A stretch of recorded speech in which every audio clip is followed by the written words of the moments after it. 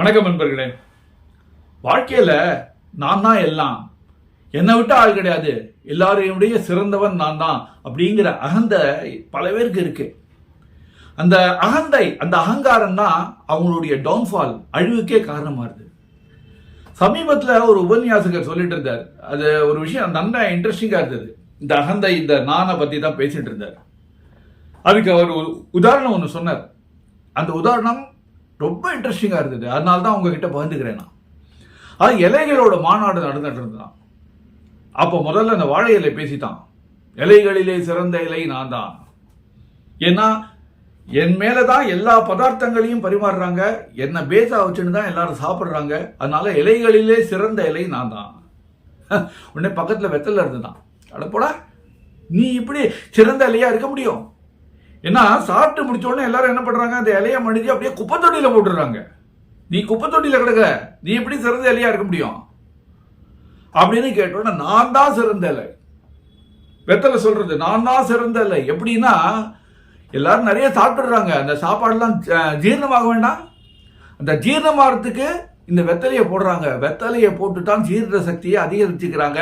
அதனால நான் தான் சிறந்த இலை, மெடிசினல் வேல்யூ இருக்கு, அதனால நான் தான் சிறந்த இலை அப்படின்னு அந்த வெத்தலை சொல்றதான். உடனே பக்கத்துல கருவேப்பில்லை.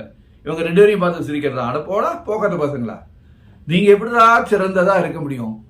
ஏன் வெத்தலையே, நீ ஏதோ பெருசா சிறந்த இலைன்னு சொல்றிய, எல்லாரும் என்ன பண்றாங்க, உன்னை நல்லா மென்னுட்டு தெருவில் துப்பிடுறாங்க.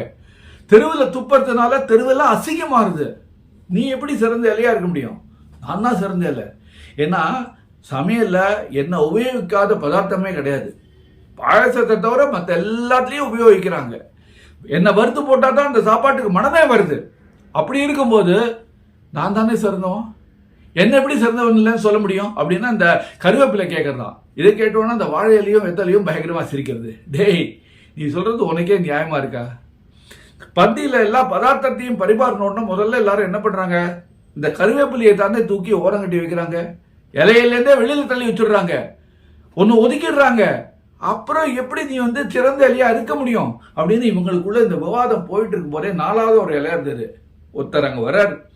அந்த இலையை பார்த்துட்டு, நாலாவதா இருக்கிற இலையை பார்த்துட்டு அப்படியே பக்தியோடு எடுத்து அதை பக்கத்தில் ஒரு கிருஷ்ணர் பொம்மை ஒன்று இருக்கு, அந்த கிருஷ்ணர் பாதத்தில் வச்சுட்டு அவர் போயிடுறாரு. இவங்க மூணு பேருக்கும் ஒரு அதிர்ச்சி.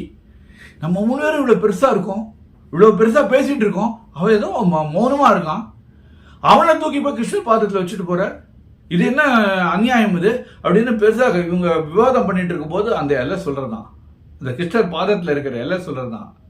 இது பாரு, நீங்கள் மூணு பேருமே நாங்கிற அகந்தையில் பேசிகிட்டு இருக்கீங்க. அதனால தான் யாரும் உங்களை சீந்தலை. ஒருத்த குப்பை தொட்டிக்கு போயிடுறீங்க, ஒருத்த தெருவில் துப்பிடுறாங்க, இன்னொன்று அப்படியே ஒதுக்கி வச்சுடுறாங்க. நான் பேசாதீங்க. நான் என்றைக்குமே நான் பேசல. அதனால தான் பகவானுடைய பாதத்தில் இருக்கேன். நான் யார் தெரியுமா? நான் தான் துளசி அப்படின்னு சொல்றது தான். பார்த்தீங்களா, நாங்கிற அகந்தையை விட்டாலே மனுஷன் மேம்பட்டுறான். அவனுக்கு அந்த சுயநலம் போயிட்டு பொதுநலம் வந்துடுறது.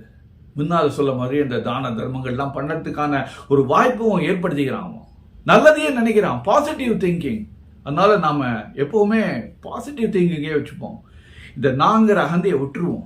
விட்டாலே நாம மேம்பட்டுருவோம். என்ன, சரிதானே? மறுபடியும் இன்னொரு இன்ட்ரெஸ்டிங்கான விஷயத்தோட உங்களை சந்திக்கிறேன். அது வரைக்கும் உங்ககிட்டேருந்து விடைபெறுவது உங்க எஸ்எல் நானு. வணக்கம்.